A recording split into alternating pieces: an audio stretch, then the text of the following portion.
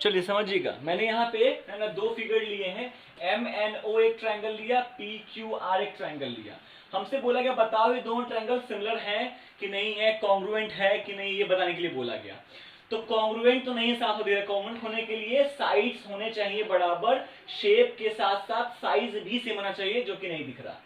Similarity का concept हम यहाँ पे ला सकते हैं क्योंकि एक छोटा एक बड़ा है, तो आई थिंक पॉसिबिलिटीज हैं, ठीक है। तो सिमिलर प्रूव करने के लिए हमारे पास यही 6 क्राइटेरियाज हैं, है ना, triple S, A double A, ठीक है, SAS, ASA, AAS और RHS, ठीक है, क्लियर है। इनमें से यही 4 क्राइटेरिया मोस्ट इंपॉर्टेंट है, क्योंकि बाकी तो रिपीटिशन है, जैसे कि ट्रिपल ए और डबल ए में यहाँ भी 2 ठोए आ गए, यहाँ भी 2 ठोए तो 2 एंगल तो आ ही गए यहाँ पे, ठीक है। तो ये सब रिपीटिशन हो जाएगा, मतलब जहां पे ये सब लगेंगे वहां पे वो सब भी ऊपर वाला ऑटोमेटिकली लग रहा होगा, ऑटोमेटिकली लग रहा होगा। खैर ठीक है, क्लियर है। तो हमने एक फिगर लिया, ठीक है, 2 फिगर लिया, इनको हमको सिमिलर साबित करना है कि सिमिलर है कि नहीं। तो इनमें से कौन सा प्रॉपर्टी अप्लाई करेंगे, तो हमने ये फिगर में दिया क्या हुआ है, फिगर में क्या कोई एंगल है, तो नहीं, फिगर में कोई एंगल अवेलेबल नहीं है। जब एंगल अवेलेबल नहीं है ना, यानी कि जहां जहां ए वाला कहानी है वो सब है ना यूजलेस हो गया आपका। जैसे राइट एंगल तो 90 नहीं है, ये यूजलेस हो गया, डबल ए है, एंगल आ गया यूजलेस हो गया, एंगल आ गया एंगल यूजलेस हो गया, ठीक है। जब एंगल ही नहीं है तो सिर्फ और सिर्फ कौन सा बच रहा है, सिर्फ और सिर्फ ट्रिपल एस वाली कहानी बच रही है ना। अब देखेंगे, जो भी आपको पहले दिमाग में ये देखने चला आएगा कि कौन सी प्रॉपर्टी यहाँ पे लगनी चाहिए। कभी कभी फिगर में ढूंढना पड़ता है, ढूंढेंगे यहाँ पे कौन से फॉलो हो रहा है, हमको यहाँ पे साथ दिख रहा है कि ट्रिपल एस पे जाना पड़ेगा। तो ट्रिपल एस कॉन्ग्रुएंसी के हिसाब से हमको देखना कॉरस्पॉन्डिंग साइड्स के बारे में, कॉरस्पॉन्डिंग साइड्स होने चाहिए बराबर, उनके रेशियो, कॉरस्पॉन्डिंग साइड्स ढूंढेंगे और उनके रेशियो को बराबर दिखाएंगे। ओरिएंटेशन भी हो सकता है फिगर में अवेलेबल। कॉरस्पॉन्डेंस का पहला पैटर्न क्या है, मैंने समझाया, बेसिक तरीका क्या है कि बॉटम को फिक्स करो तो बॉटम के लेफ्ट वाला इधर भी बॉटम के लेफ्ट वाला, बॉटम के राइट वाला तो उधर भी बॉटम के राइट वाला, बॉटम तो बॉटम। तो अगर हम है ना, अगर हम MN के साथ अगर हम PQ को ले ले, बेसिकली तो ऐसे डिसाइड करते हैं। अगर हम MO के साथ अगर हम PR को ले ले और अगर हम NO के साथ QR को ले ले, क्या ये सब रिजल्ट बराबर देगा। MN का वैल्यू 1 है और PQ का वैल्यू 2 है, MO का वैल्यू 3 है और PR का वैल्यू 4 है और NO का वैल्यू 2 है और QR का वैल्यू 6 है। आई डोंट थिंक कि सब आपस में बराबर हो रहा है, ठीक है। तो एट फर्स्ट इंस्टेंस तो ये बराबर कॉरस्पॉन्डिंग साइड्स के रेशियो बराबर नहीं दिख रहा है, ठीक है। तो यहीं पे हम है ना कि ये सिमिलर है या नहीं ये नहीं कह देंगे, ठीक है, क्लियर है। जितने पॉसिबिलिटीज है हम सबको लेके चलेंगे। देखिए मैं पॉसिबिलिटी बता रहा हूँ कैसे करेंगे। पहले क्या किया हमने, पहले ट्रायंगल के सारे साइड्स को लिख लिया, जैसे 1 लिख लिया, 3 लिख लिया और 2 लिख लिया। कैसे चेक करते हैं पॉसिबिलिटीज को, ए है ना, मतलब 3 साइड्स है, 3 बार लिख लो, 1 3 2 1 3 एंड 2 लिख लिया, ठीक है, दिख रहा होगा शायद, आई थिंक दिख रहा है, चलिए ठीक है, लिख लिया, क्लियर है। पहली बार 1 के साथ हमने ले लिया 2 को, फिर 1 के साथ हमने ले लिया 6 को, फिर 1 के साथ ले लिया हम लोगों ने किसको, है ना, ले लिया 4 को, ठीक है। फिर 3 के साथ ले लिया, 3 के साथ यहाँ तो 2 ले चुके हैं, 3 के साथ या तो 6 ले लेंगे, या तो 3 के साथ यहाँ 6 ले चुके हैं तो यहाँ पे 2 ले सकते हैं, या फिर यहाँ 1 ले सकते हैं। समझ नहीं बात ना। 2 के साथ या तो 2 6 हो गया है तो या तो 4 ले सकते हैं, है ना, यहाँ पे है ना 6 2 हो गया तो यहाँ भी 4 ले सकते हैं, ठीक है, 1 4 हो गया तो यहाँ 6 ले सकते हैं। समझ में आ रही बात ना। जितनी पॉसिबिलिटीज है सबको चेक कर लो, जितनी पॉसिबिलिटीज है सबको चेक कर चलिए कौन कौन पॉसिबिलिटीज हो रही है यहाँ पे, ध्यान से देखिएगा। इसमें पॉसिबल है क्या, यहां बराबर नहीं आया, यहां बराबर नहीं आया, लेकिन इस पॉसिबिलिटी को ध्यान से देखिए, इस पॉसिबिलिटी में तीनों ही रेशियोज आपस में बराबर आ रहे हैं और किसी भी एक पॉसिबिलिटी में कैरी कर गया, मतलब वो ट्रायंगल सिमिलर था, बस ओरिएंटेड नहीं था, है ना, ओरिएंटेशन करना था और काम करना था, ठीक है। तो इस तरीके से हम चेक करेंगे। मैं फिर से बोलूं क्या करेंगे, पहले ट्रायंगल के जितने साइड्स है उसको लिख लो 3 बार, फिर दूसरे ट्रायंगल के साइड्स को बारी बारी से सब में डाल के आपकी जितनी पॉसिबिलिटीज है, ये रफ वर्क है, रफ करके चेक कर लो कि कहां कहां पे। ऐसे तो दिखते ही चलेगा, बता बस ऐसे ही बता रहा हूं मैं, ठीक है, क्लियर है। किसी एक में फॉलो कर गया तो है सिमिलर, और सब में फेल कर गया तो नहीं है सिमिलर, ऐसे चेक कर लेंगे, ठीक है। ये सिर्फ साइड के लिए, साइड वाले केस में थोड़ा करना पड़ता है, एंगल तो बड़ा सिंपल है, एंगल वाले में टेंशन नहीं है। ठीक है, तो चेक कर लिया हमने। चेक किया क्या कि भाई mn के साथ हम ले रहे हैं pq को, ठीक है, कितना है 1/2 आया। फिर हम mo के साथ ले रहे हैं qr को, तो ये था 3 और ये था 6, तो फिर 1/2 आया। फिर हम ले रहे हैं किसके साथ, फिर हम no के साथ, है ना, सॉरी mn, हाँ no के साथ हम ले रहे हैं pr को, तो यहाँ हो गया 2 और ये हो गया 4, फिर आंसर यहाँ पे 1/2 आ गया।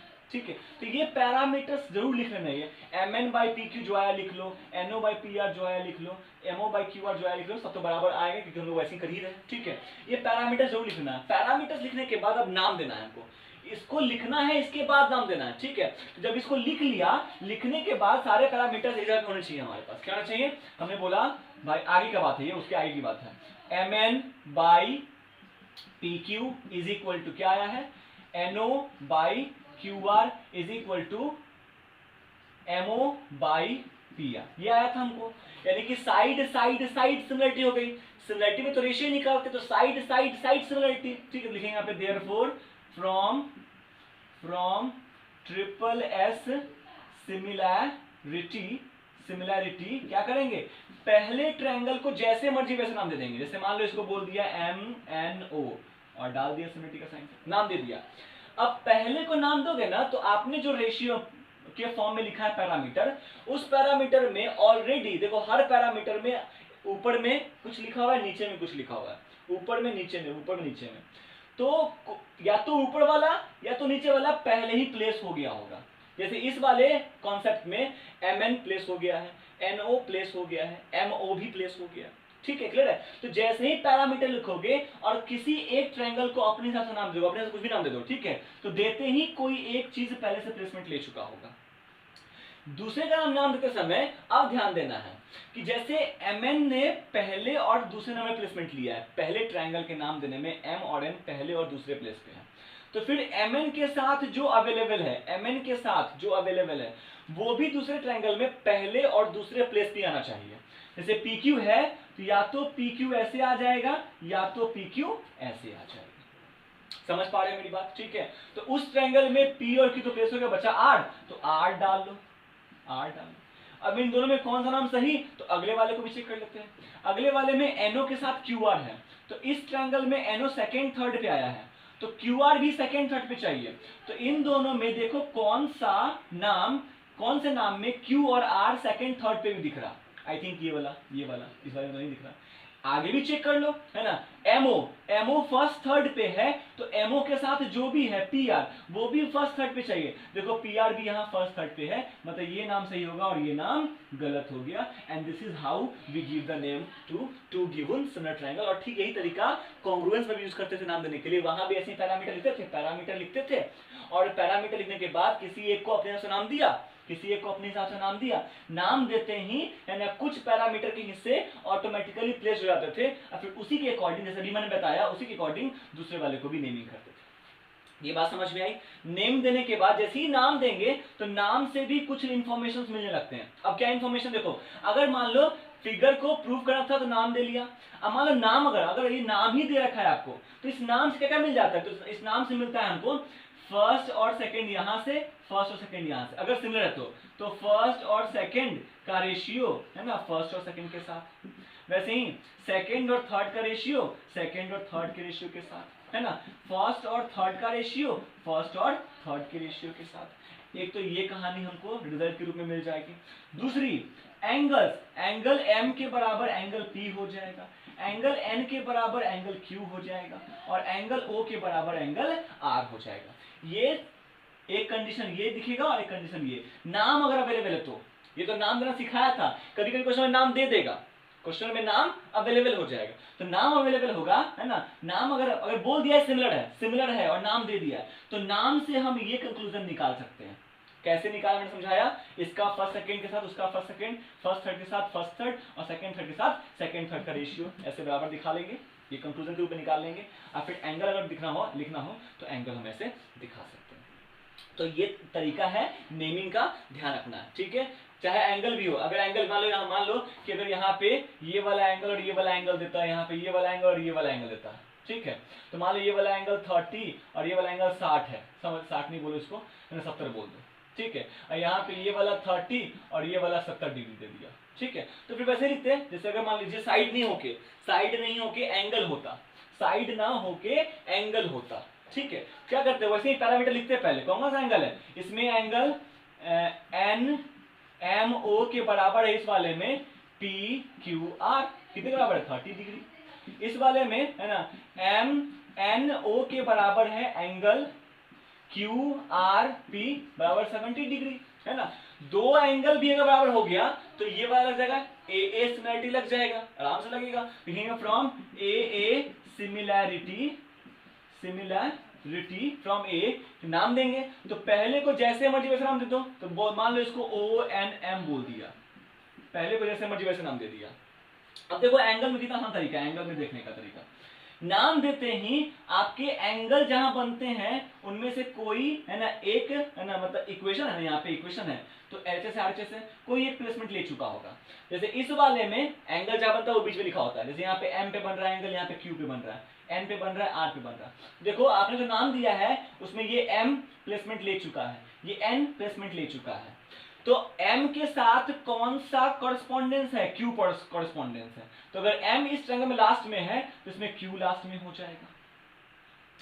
n के साथ कॉरेस्पॉन्डेंस r का है तो n बीच में है तो r बीच में रहेगा। बचा कौन, p, तो p हमेशा पहले रहेगा। इसमें दो ऑप्शंस की बात ही नहीं उठ रही है, नाम सीधा हो गया, ONM is equal to PRQ। अब फिर नाम आ गया तो फिर वो बातें कौन सी बातें, ON के साथ PR का रेशियो, NM के साथ RQ का रेशियो और OM के साथ PQ का रेशियो बराबर, ठीक है। एंगल O के बराबर angle P, angle N is equal to angle R, angle M is equal to angle Q। तो इस तरीके से हम सिमिलर फिगर को नेमिंग करते हैं और फिर with the use of naming हम ये कॉन्सेप्ट्स निकालते हैं जिसका यूज हम लोग आगे क्वेश्चंस में कर सकते हैं। और ये कुछ 6 तरीके हैं क्वेश्चन को, मतलब ट्रायंगल्स को सिमिलर करने के। तो आई थिंक सिमिलरिटी को लेकर कॉन्सेप्ट क्लियर हुआ होगा। अब आगे हम लोग पाइथागोरस पे डिस्कस कर सकते हैं।